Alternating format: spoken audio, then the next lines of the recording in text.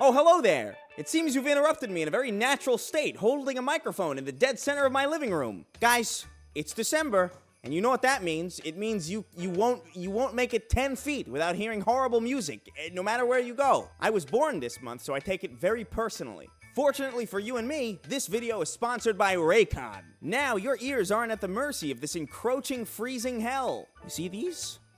These protect me from Mariah Carey. Raycon's wireless earbuds, headphones, and speakers offer premium sound, useful features, an almost custom, comfortable fit, and up to 54 hours of battery life.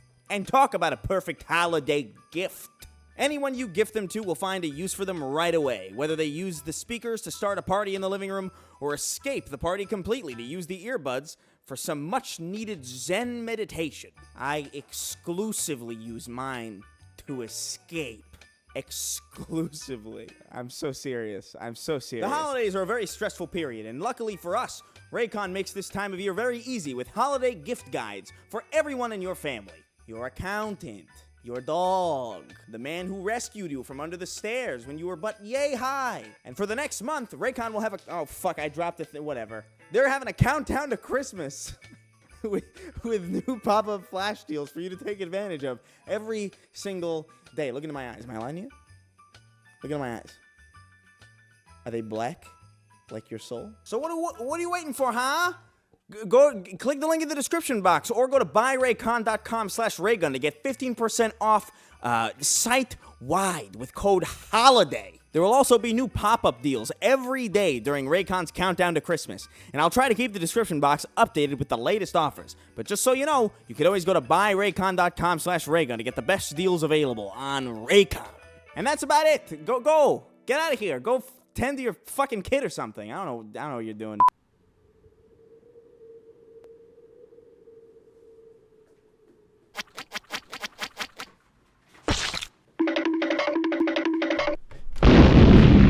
Hello, everybody. Welcome to the 2016 list. Do you remember 2016? The greatest year of our lives? The greatest year of everybody's life? The year everything was okay and normal? Remember what a great time that was? Welcome to another one of these fucking lists.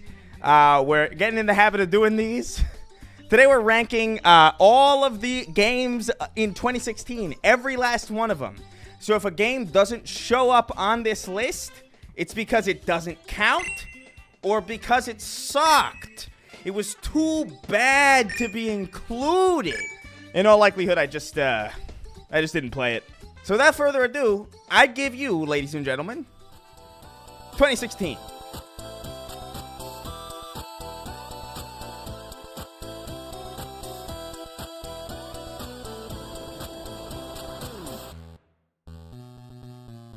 What do we start with? Let's start simple. I don't think you guys are expecting this, because I don't seem like the kind of person who has any experience with this. But Pokemon Go. Do you guys remember this? Do you guys remember Pokemon Go? Kind of a big deal, actually, for real. Because one day after this app launched, it already had more users than Tinder. Look, what you swipe for on your phone is your business, whether that's a Pikachu or a pretty lady. Pokemon Go was weird because I am not a Pokemon person. I'm actually scared of the comments on this one. Pokemon is in a very confusing place right now because Pokemon is this long-standing IP, this long-standing fucking basically an entire genre in and of itself. Larger than life, probably like the biggest IP that Nintendo operates with or co-owns or owns or whatever. I don't know what the deal is with them and Game Freak. I have no idea what the arrangement is there. And yet the latest release looks like this. And I don't know what to fucking make of that. The last Pokemon game I really played before Pokemon Go was Pokemon Gold and Silver. That's how long ago it was before Pokemon Go that I even cared about it at all. I saw the ones on Game Boy Advanced, and I thought they looked kind of the same. But Pokemon Go was the first time I had ever seen something expand into a new genre quite like this, because Pokemon Go was like the first real alternate reality game that everybody got in on. But it was a big game, and I have to admit, I played it for a hot minute. I played it for about... I played it for a couple weeks, which is longer than I expected to play a Pokemon game in my adult life. So, props to Pokemon Go for being there. However, it's not particularly amazing. I feel like what? Like maybe like C? I feel like it's maybe high C. All right. We're going to place it first because it's the weirdest one. Okay? This is definitely the most non-traditional game we have today. And I feel like that's where I'm going to put it for now. And as the list fills up, I mean, you saw it last week. We put Born in F tier at the end. So, you know, maybe this will shuffle around. Maybe it'll go up to S when we see the rest of it. I really doubt it. Because, ladies and gentlemen, 2016 is a bomb year. Next up, we got, ladies and gentlemen, we got Dishonored. Dishonored 2. I have recently fallen in love with Arcane Studios as a developer.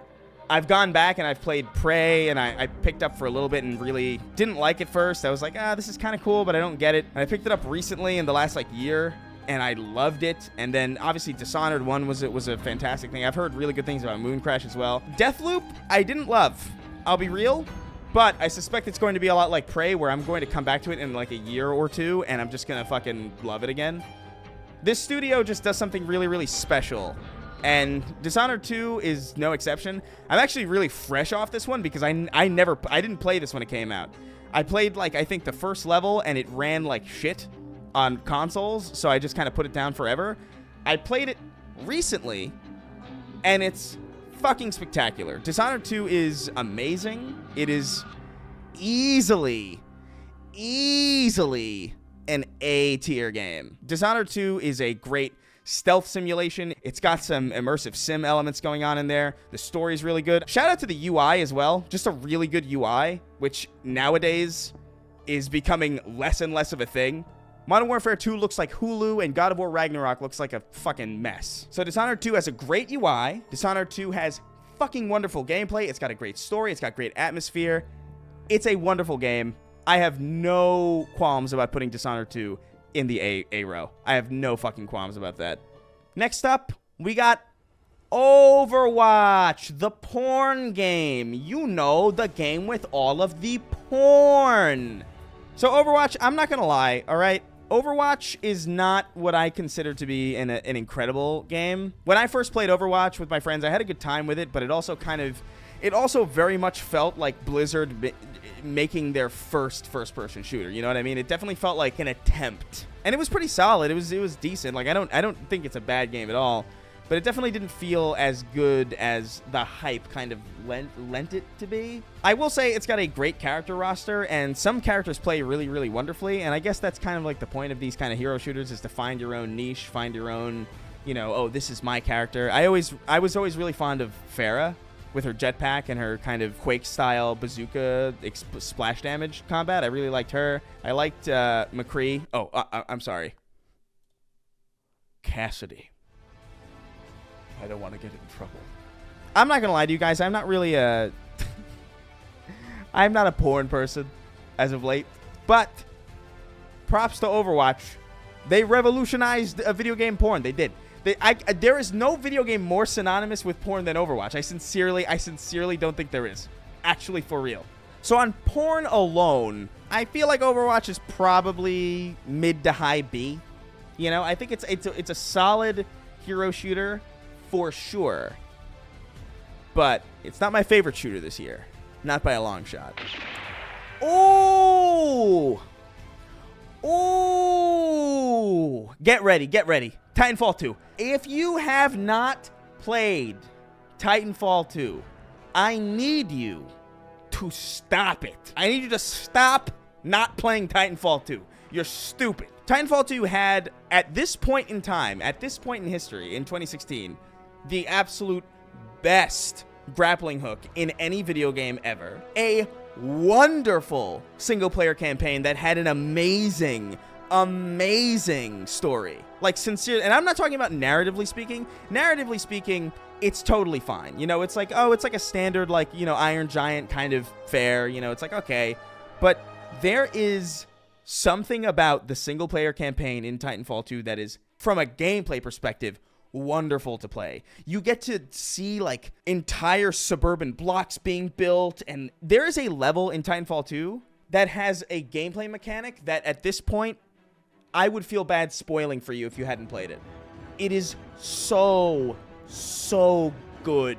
And it works so well, and it feels so seamless, and it feels so goddamn creative. It is the most creative single-player mission I have seen in a first-person shooter, probably still to this day. There have been shooters that I think are better, but there has not been a single first-person shooter that's come out since Titanfall 2 that has blown my mind in a single-player campaign in the way that Titanfall 2 has. And it's that one mission that I will not spoil for any of you, because you deserve to experience it yourself. Titanfall 2 is the first easy S-tier game of the list. And by the way, like, this is already shaping up to be like a pretty fucking good list. I'm not a big fan of Pokemon Go. I'm not a big fan of Overwatch, but 2016 was a stupidly good year. But we can't blow our load all in one go. All right, we can't blow our load on all the S tiers. Let's go ahead with Tom Clancy's The Division. Look, guys, Tom Clancy's The Division is weird because Tom Clancy's The Division is not a bad video game at all. It's actually pretty good for what it is, especially like a live service third-person shooter. By the way, I just want to say this: the Division 2 is great. The Division 1 is a bit rocky. You know, it's not an amazing game quite yet. It doesn't play the best. It really kind of dropped the ball on a lot of its promises. Do you remember that E3 trailer where they were like, look, you can close the door and look at all the space that's available to you. We rebuilt the entirety of New York City and it's going to be amazing. Except, you know, it wasn't, because it was literally just like Midtown. And I thought it was going to be dope. And it almost was. It almost was. One thing I'll say about The Division, that it has the best rendition of New York City that I've ever seen in a video game still to this day. Spider-Man Miles Morales and Spider-Man PS4 have pretty decent ones, although those versions are really kind of scrunched together to compensate for the fact that, like, oh, you can fucking, you know, you're Spider-Man, so you get the whole map, and so it's condensed. But The Division, the scale of New York City in The Division is it's really fucking accurate. Like, the buildings are this tall, the sidewalks are this long, the streets are this big, and I appreciated it for that. But at the same time, you know, they fumbled the bag on the promises. Not a great launch. They really wanted to be Destiny, and they really couldn't do it, even back then when Vanilla Destiny was kind of floundering a little bit. So around this time, The Division was not super great, but it had a cool vibe, and they did improve on it with The Division 2. So, I mean, that's, you know, props to them. So I think The Division is probably like a mid-C, you know? I feel like that's a safe place to put The Division for now. If you disagree, God bless you. Next up, we're going to talk Inside. Inside is a unique little game. For those of you who weren't around during the Xbox 360 days, Playdead they were kind of a big deal, because Playdead, they were around during the Summer of Arcade, and that was like a really great time to be in that console ecosystem. They made Limbo, and that was around the time of like Splosion Man and Shadow Complex and all these like really great kind of bigger budget indie games, Super Meat Boy, like those kinds of games. This was their first game since Limbo, and it took them many years. And we didn't know what to expect from this game, but all that we knew for sure that we were going to get was great atmosphere, and that was about it. And I personally, this was a bit contentious at the time, because I remember people not really liking Inside, but I really fucking adored Inside. Inside is a wonderful little indie game. It is a 2D kind of side-scroller, atmospheric, a little bit like Limbo, but a little bit of a precursor to Little Nightmares as well. If you guys have played Little Nightmares, that's another wonderful game. We'll get to that. But there was something about the atmosphere of Inside that was really fucking incredible. And there's an end. The ending of this one is crazy. Like, it is very weird. I really liked it. I liked it more than Limbo. I loved Limbo as well. If you're in the mood for like a really dark, atmospheric, kind of unsettling side-scroller puzzle experience, I don't think you can go wrong with Inside. I think Inside is high B. I liked Inside more than Overwatch for sure. This feels entirely fair so far. You know what I mean? This list makes sense to me as I'm looking at it. I think this is solid. If you haven't played Inside yet, if you can, go check it out. I happen to think it's a really good side-scroller. And it respects your time, by the way. Really fucking good. Last Guardian. So, for those of you who don't know, I adore Shadow of the Colossus. Shadow of the Colossus might be my favorite game fucking ever, honestly. It is the first game that I played that really blew my mind as like an adult, because I didn't play Shadow of the Colossus when it came out on PS2. I played it for the first time in 2013 when I was in college. And even though it was just a PS2 game that I was playing on more modern hardware, it still blew my mind. Shadow of the Colossus is a beautiful experience. It plays wonderfully. The music is stellar. It is animated so fucking fluidly. The art design is fucking impeccable. The mission design is... I could talk for hours about how good Shadow of the Colossus is. It is my number one fucking video game of all time. It is the game that I point to people when they say like, oh, video games are an art. Oh yeah? Take Shadow of the Colossus. Play that. Experience that first sense of scale. Experience the fact that there are no enemies in the game outside of the bosses.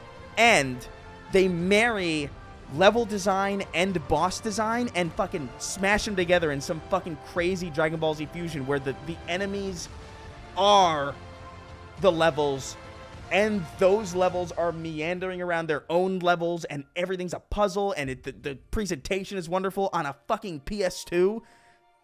Stupid good. However, this is the game that followed it up, and I can't even express to you how much not good. That's grammar, right? The Last Guardian is. It is so disappointing. And I don't necessarily think that's fair. I don't think that's fair to compare it because they are obviously different games. I didn't like Ico that much either. But this as a follow-up to Shadow of the Colossus just did not do it for me. I didn't even like it as much as Ico, to be honest with you. I know a couple people who really, really like this game, and I would never say that they were wrong. However, for me, and this pains me to say, right? Because how can somebody go from making Shadow of the Colossus to this? That was what hurt me. And the fact that it took like 8 years to come out or something. The development cycle on this game was insane. Fantastic art design, great music as always. They always, like Team Ico and Japan Studio, they nail that shit out of the park for sure. But it just, man, it just didn't stick the landing with me, and it hurts me that it didn't. So I think, unfortunately, Last Guardian goes in D. I don't feel good about that. That hurts me to do, but it's how I feel. Next up, we got Ratchet & Clank PS4. So I did not grow up with Ratchet & Clank. I actually missed the entirety of the PlayStation 2, all of the big games from that era. Hence why I played Shadow of the Colossus in like 2013 when I was in college. I missed Jak and Daxter. I missed Sly Cooper. I missed Ratchet & Clank. I missed all of them because I was really, really busy playing Dragon Ball Z fucking Budokai and shit. And you know what? I don't regret it because Budokai 3 was dope. But we're not talking about Budokai 3. We're talking about Ratchet & Clank. And this Ratchet & Clank in particular was a PS4 remake, kind of reboot of the original. And although I never got around to Ratchet & Clank really, I did play a little bit of the first game. And I gotta say, going from the first game to this PS4 game, I don't know if I like what they did with this version of Ratchet & Clank. I kind of like the fact that Ratchet & Clank were kind of begrudgingly friends. You know, it was like this kind of almost adversarial friendship where they got a little spicy with each other. They kind of got on each other's nerves. You could tell that there was like kind of like almost like an other guys-ish kind of dynamic between them. And in this one, it feels like they went and just sort of Pixar'd it. Not that Ratchet & Clank wasn't childish before, but there was something about the way they did it in the reboot and Rift Apart where it just felt infinitely more childish than it did before. I felt like there was something a little bit more mature going on in the PS2 games versus the way they reimagined it, where Ratchet & Clank are just perfect friends who get along and they love each other, and I don't know. The dynamic doesn't work as well for me. Also, just low-key, in comparison to Spider-Man PS4 and Sunset Overdrive and just a lot of the stuff that Insomniac has done since this. I think it's one of their weaker titles. I think Ratchet & Clank is just generally kind of not that amazing. I feel like Ratchet & Clank is like maybe low C. No, it's better than The Division. Ratchet & Clank is high C. How's that? Does that work for you? That feels appropriate. Next up, we got, man, what should we go for? Super hot. Super hot. Super Hot was one of the first real, like, 3D indie games that I've seen that really kind of blew my mind. The vibe was so cool. The premise was so cool. And then it got even more improved in VR when it launched later. Obviously, we're not talking about that. We're talking about Super Hot as it appeared on launch, which was still amazing. If you have not played Super Hot yet, it is a super fucking fun game to play. It is just a wonderful looking game. It is VR in the world of the game. That's the normal game. However, there is a VR port of this that commits further to the bit. It gets a little convoluted when we bring that into it, to be honest. Where time moves only when you do. And it's a combat kind of simulation where, like, you have all these people coming at you and you fire your gun and then your bullet stays still and then you move a little bit and then your bullet moves and they move and then you move and then they move and then you move. And it just allows you to kind of, you know those scenes in Sherlock Holmes where he's like, yes, one hit to the side of the head and it'll rupture the cornea, which will allow me a blind side to this side. It allows you to kind of do that in real time, slowly at your own pace. It's almost like a turn-based real-time combat game. It's fucking cool. And then at the end of every level, you get to see your run played out in real time, and you just get to feel like fucking John Wick. Time moves when you move. It's dope as shit. Anybody who has not played Super Hot owes it to themselves to play it. It is a really, really accessible game, too, especially if you have it on the Quest. Where do I put Super Hot might be a fucking A, to be honest with you. It's not better. It's certainly not better than fucking Dishonored 2. But do I think it's better than Inside and Overwatch? I think so. I think Super Hot is an A-tier game, for sure. I feel comfortable with this list as is. I feel pretty good. What do we got next? No Man's Sky. Oh, golly Christ almighty. So this game had a bit of a resurgence, not gonna lie. It is apparently in a pretty good spot now, but we are talking about No Man's Sky on launch, and oh boy. Oh boy. I always feel like a bit of a hipster and a bit of like a snooty kind of genius whenever I talk about No Man's Sky, because from the moment I first saw No Man's Sky, I felt like something was amiss. Not because the first time I saw it, I was just so smart and I could tell, like, ooh, I smell something fishy.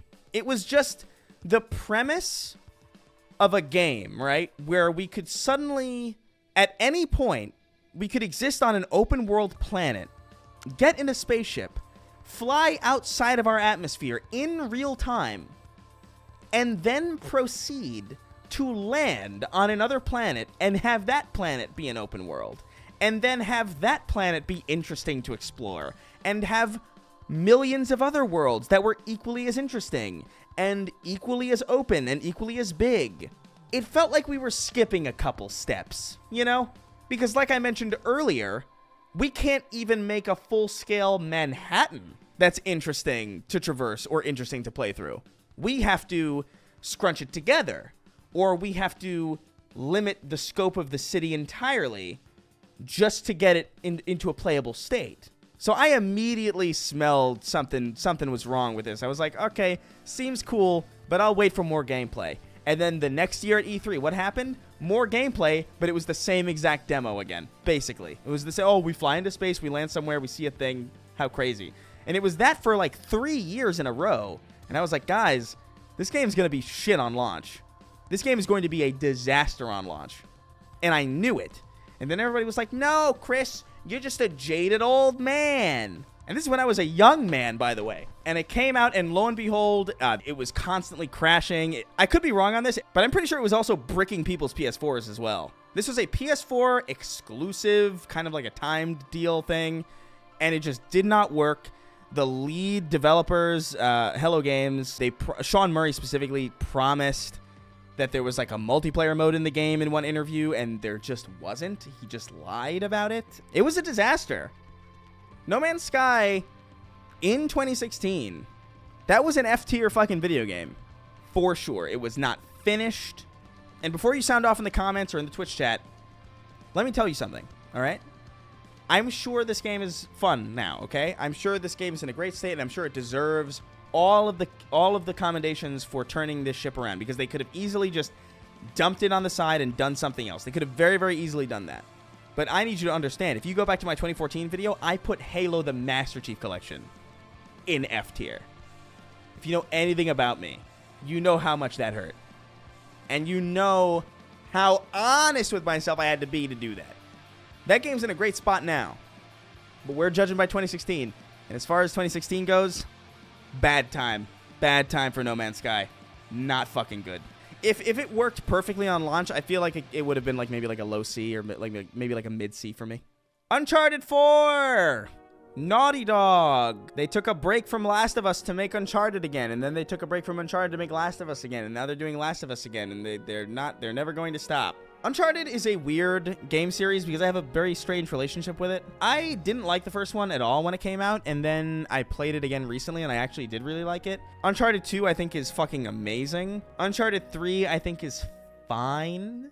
It's okay. Uncharted 4, I don't know. I liked the story, but, you know, and I thought the inclusion of, like, little grappling hooks and, like, physics puzzles was cool. And, of course, performance capture and presentation and scoring and all that stuff. All the presentation in Naughty Dog's games is always, like, really 10 out of 10.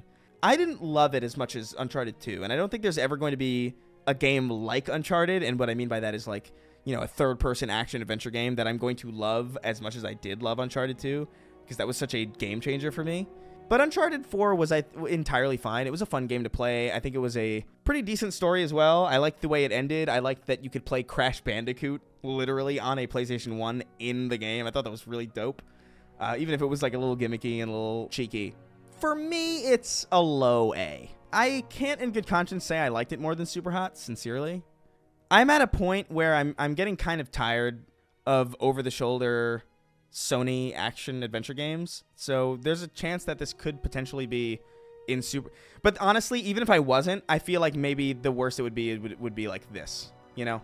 Really, really good game. Still recommend it. If you have not played Uncharted 4 yet and you have a PS5 or a PS4, I recommend you do. It is a very good experience, but it's not earth shattering, you know. It's pretty good. This might be a little controversial, and I'm excited about this one. Quantum Break. So Quantum Break was a game by Remedy Entertainment. These are the guys behind Alan Wake, Max Payne, most recently Control, which I fucking loved. But Quantum Break was this very, very weird game. It was mixing live-action TV minisodes with a game, and this was around a really bad time. This was one of the few Xbox One exclusives that ever got released. It was like this, and I think Sunset Overdrive, and I think a handful of others. Most of them got canceled.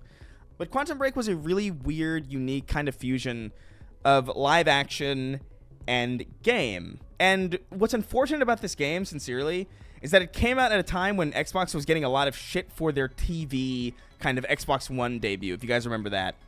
Ooh, look, I can use my Xbox as a cable box, when nobody gave a shit to do that. Like, why the fuck would anybody want to do that? Who cares? And I feel like if Xbox hadn't been so obsessed with television at that point, if they had just focused on games and then this game had come out mixing mediums like it did, I feel like it would have been received a lot better, because I feel like a lot of the television elements or the live action elements were kind of seen as like a symptom of why Xbox was losing touch. But really, that's just kind of what Remedy has always done. Remedy has a really, really long history of injecting live action video into their games to kind of sell the realism of the world. I believe in Max Payne there was live action feeds on televisions. I think in Control there are live action videos of scientists, or video diaries of like actual scientists, like obviously not actual scientists, but like live action scientists going through shit in the game universe. And it's really, really fucking cool. Remedy's always really been good at that shit. Even, you know, Max Payne just literally stuck a real guy's face on the protagonist, which at that point was like not really something you did unless you were making like a licensed game. And Quantum Break was this weird third-person shooter about time travel and, you know, freezing time and using time bubbles, and it was a very weird third-person action adventure game, but I kind of liked it a lot. I kind of thought it was really cool. It had a problem, though, where the cutscenes would last so long that your controller would die. I remember that specifically, and that was really fucking funny. But I think Quantum Break's kind of cool. Do I think it's amazing? No, I don't think it's Remedy's best game, like, at all. I think it's probably one of their weaker games, but at the same time, I don't think it's so weak to the point that it's bad. Is it as memorable as Alan Wake? No. Is it as playable as Max Payne? Not quite. Is it as kinetic as Control? No. But it ain't Crossfire X's single-player campaign, I'll tell you that. Where do I want to put Quantum Break? This is going to be a tricky one. I do like it more than Ratchet & Clank. I do like it more than Overwatch. I do not like it more than Inside. I think Quantum Break is mid-B. And if you haven't played it, fair. Okay? I understand why you didn't. It came out at a really, really terrible time. But as a single-player action third-person shooter, I thought it was pretty good. I think it's a pretty solid fucking game. Watch Dogs 2. Watch Dogs had so much potential, man. I remember seeing that E3 demo and I was like, oh my god, this is fucking sick. It's Grand Theft Auto with hackers. I'm so excited.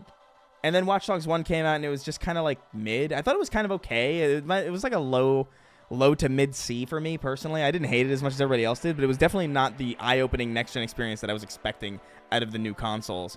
And Watch Dogs 2, while significantly better, for sure, I don't know, man. It's not very good. It's just kind of okay. It's the same open world and it follows the same kind of hacking stuff, but it just feels so stiff and Ubisoft-y in like not a good way. I do like it more than The Last Guardian, but it doesn't belong in the same tier as The Last Guardian because Watch Dogs 2, for everything that it lacks, it is still playable and it is still enjoyable. Do I like it more than The Division? Fuck no. So I think we're actually going to alter this a little bit. So what I'm going to do is I am actually going to drop Last Guardian into E. Because for as much as I admire the art design of Last Guardian, I just can't stomach to play this. While Watch Dogs 2 is just kind of mid, and I feel like I have a higher chance of playing Watch Dogs 2 again. You know what I mean? I feel like I have a chance of like being like, I wonder what was it about this game that I didn't like, and then I'd go back and play it, and I'd probably have a decent amount of fun with it, even though I wouldn't have my mind change that hard on it. You know what I mean? Man, that sucks to see Last Guardian so low. But it was just kind of more of the same. It took itself a little bit less seriously than the first Watch Dogs, but I don't know if that's what it needed, honestly. I think it needed, I don't know, it needed something else. So if we're going by incredible, great, good, fine, disappointing, tragic, this kind of makes a lot of sense. Oh yeah, and it was like really cringy too. There's like a lot of like, isn't it cool how fucking techie we are? And everybody had like a mask that had like cat emojis on it or something. It was like I don't know. Watch Dogs 2 is very, it's not very good. Gears of War 4. What can I say about Gears of War 4? So I am a big fan of Gears of War.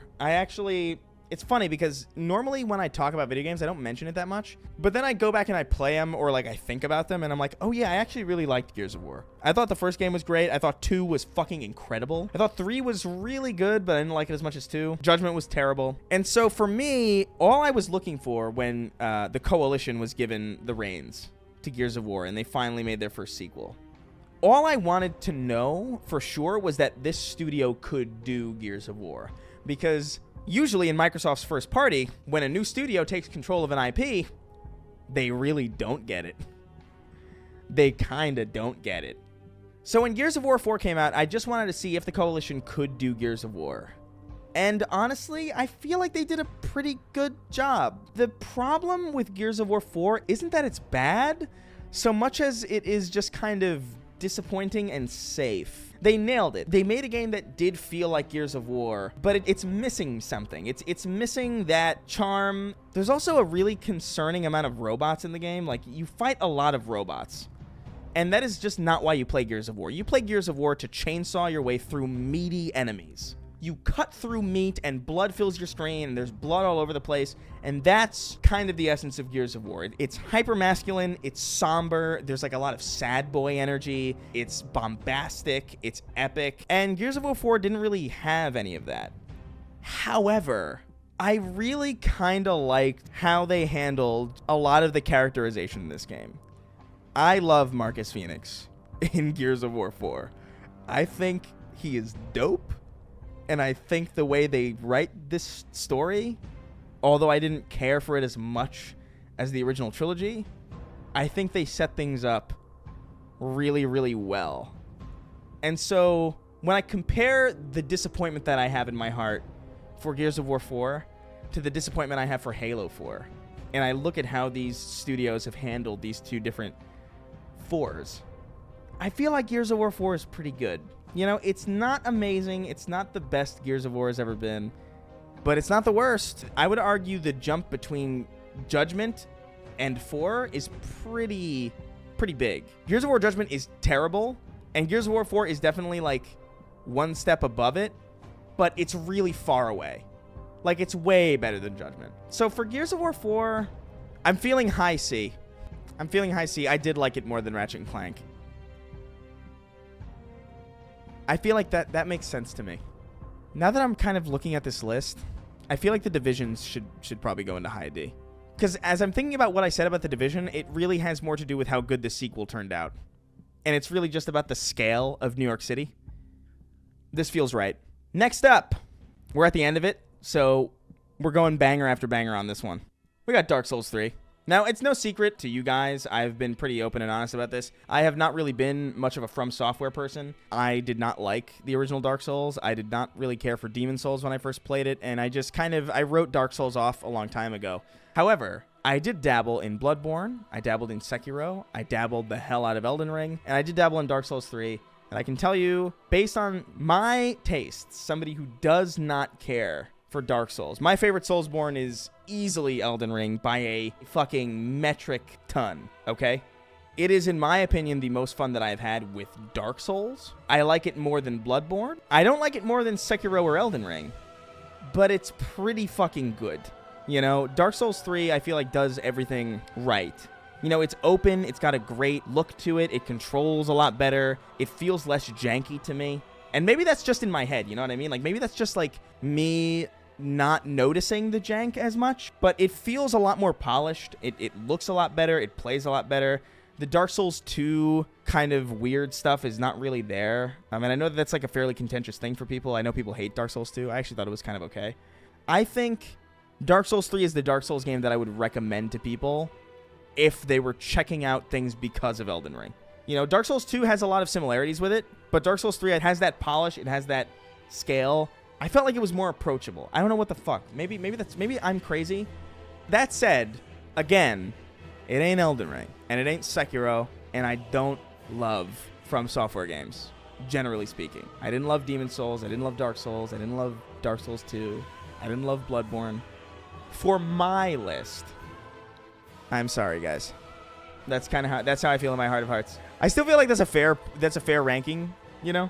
Next up, we got my boy, Battlefield 1. If you are not a Battlefield person, I respect that. I understand. It's not everybody's cup of tea. Some people like their running gun Call of Duties. Some people even like their Halos. Like me. I love my Halo, you know? But Battlefield always had something that I really, really fucking loved. And that was the scale. That was this mix of simulation of a real battlefield mixed with the swift arcadiness of an action first-person shooter. I love Battlefield as a franchise, and it fucking bothers the hell out of me how bad 2042 has been. But I played the shit out of Battlefield 1943, that arcade game. I played the fuck out of Battlefield 4. I played the absolute fuck out of Battlefield Bad Company 1 and 2.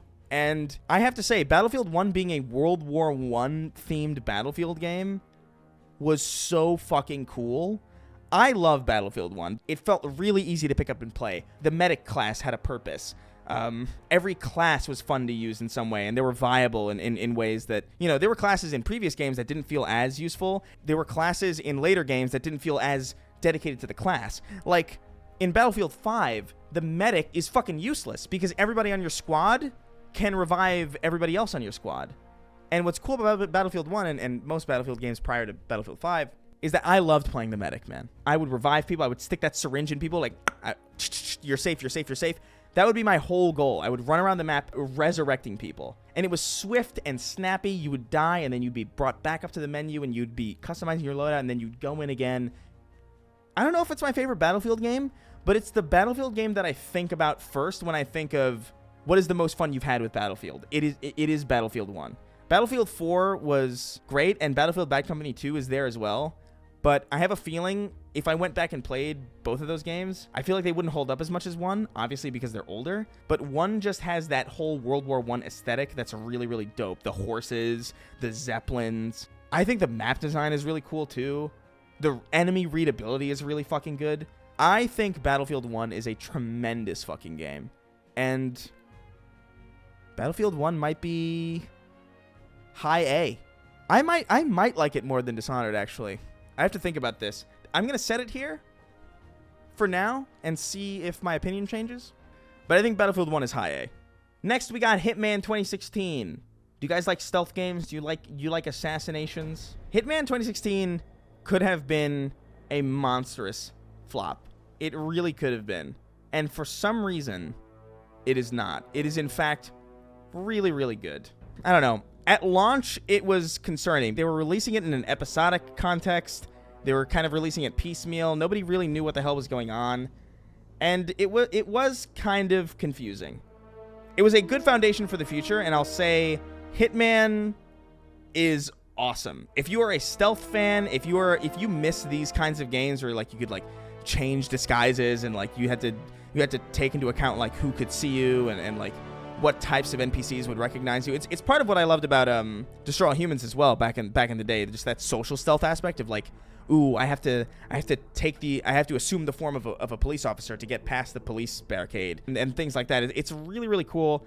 I think it's a huge step up from, oh my god, what the hell was that other Hitman game, that terrible one, Hitman Absolution?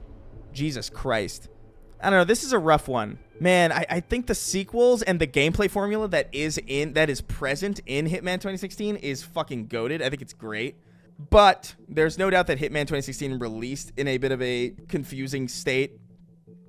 It is definitely not as good as Hitman 3 that came out a lot more recently. I like it more than Pokemon Go. I like it more than Ratchet & Clank. I think it's high C. Oh no, fuck, but I like it more than Overwatch and Quantum Break. No, but it's not done. It's got the problems.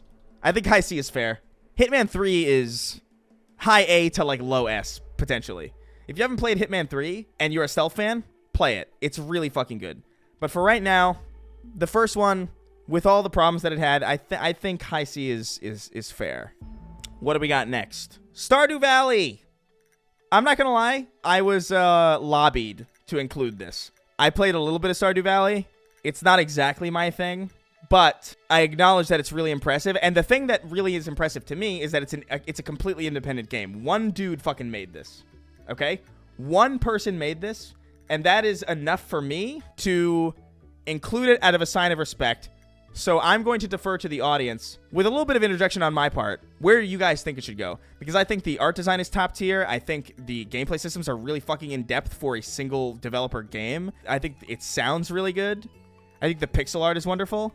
So everything that I have seen from it looks fucking amazing.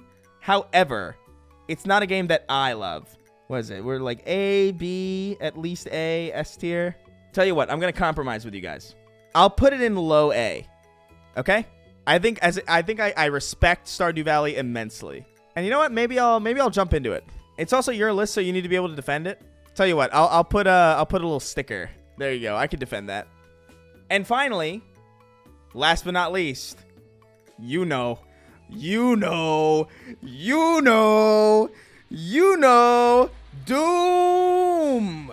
2016. Doom 2016 is a fucking incredible reboot of a legendary fucking IP that had no business to be as good as it was. No fucking reason why Doom 2016 should have been as good as it was. And I know there's a lot of stink on Doom lately because of fucking Bethesda and how they're treating Mick Gordon and how fucking shitty that is. Totally get it. However, all that withstanding, Doom 2016 had an incredible soundtrack. It had wonderful level design. It had fucking balls to the wall fucking combat. It had an amazing intro to the point where, like, I think the opening 5 seconds of Doom 2016 is my personal barometer for what a great game should do immediately.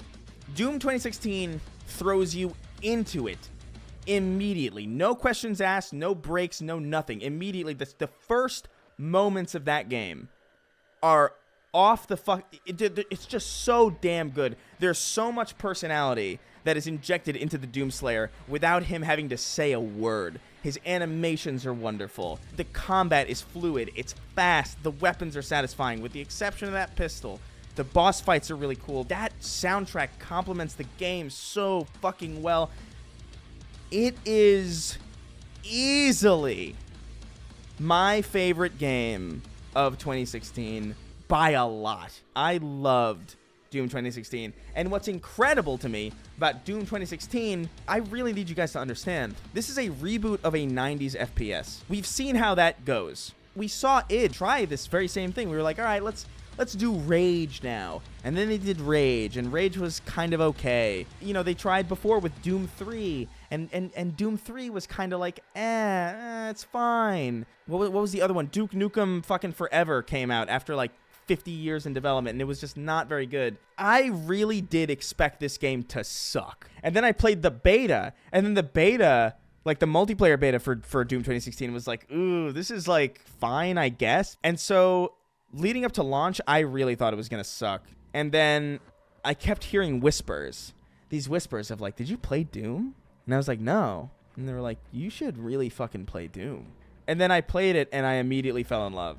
If you have not played Doom 2016, you owe it to yourself to play it. It is fucking great. And what's also amazing about it is that it's not even the best game in its reboot series, which is fucking crazy. So I think Doom 2016, for me personally, it is the top of S. This was a way better year than 2014 and 2015. It's insane. I think that's going to be it for us today. I'll catch you guys on the next stream. We're obviously going to be doing 2017 next. If you want to jump into the conversation, come on over to twitch.tv/Chris Raygun. I'll let you guys know on Twitter and Instagram when we're going to be doing these streams. They're kind of impromptu because some sponsor approval things have to happen before we can settle on exact deadlines, and it gets tricky trying to schedule these things for exact times and exact days. You know where to find me, so I'll see you guys. And here's a little fucking thing I found.